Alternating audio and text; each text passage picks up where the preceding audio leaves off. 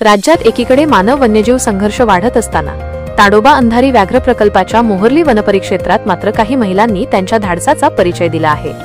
वाघांपासून शाळकरी मुलांना धोका होऊ नये म्हणून सकाळ आणि सायंकाळ अशा दोन्ही वेळी या महिला मुलांच्या संरक्षणासाठी सज्ज असतात। ताडोबा अंधारी व्याघ्र प्रकल्पाच्या मोहर्ली परिक्षेत्रातील सीतारामपेठ गावाभोवती तब्बल 13 वाघांचे अस्तित्व आहे। जंगलालगत 400 मीटरचा रस्ता अंधारलेला आहे, तरीही गावातील एकाही मुलाला धोका होऊ नये या दृढ निश्चयाने या महिला रोज सकाळ संध्याकाळ मुलांच्या संरक्षणासाठी उभ्या आहेत। किरण चरण गेडाम, वेणू दिलीप रंदये, रीना महसराम नाट व सीमा राजू मडावी या चारही महिलांनी उपसंचालक बफर ताडोबा प्रकल्प यांच्या मार्गदर्शनाखाली स्वतःहून पुढाकार घेत हा उपक्रम सुरू केला आहे। विशेष म्हणजे यासाठी त्या कोणताही मोबदला घेत नाहीत, तर फक्त मुलांचे भविष्य आणि गावाची सुरक्षितता यासाठी त्यांनी हे धाडसाचे पाऊल उचलले आहे।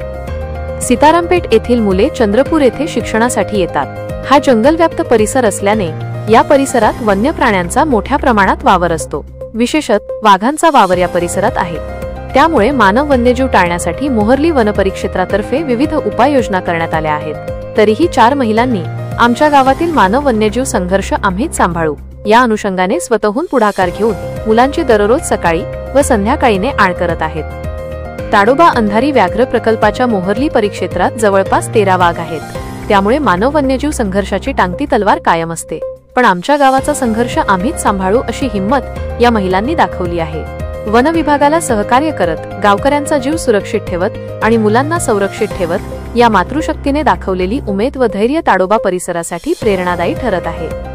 मानव वन्यजीव संघर्ष टाळणे ही केवळ वन विभागाची नव्हे तर समाजाचीही सामूहिक जबाबदारी आहे। सीतारामपेठमधील या 4 धाडसी मातृशक्तीने दररोज जीवाचा धोका पत्करून विद्यार्थ्यांना सुरक्षित घरी पोहोचवण्याचे जे काम हाती घेतले आहे ते वनसंरक्षण आणि सामाजिक जबाबदारीचा उत्तम आदर्श आहे। वन विभागाकडून त्यांच्या या निस्वार्थ सेवेला मनपूर्वक सलाम।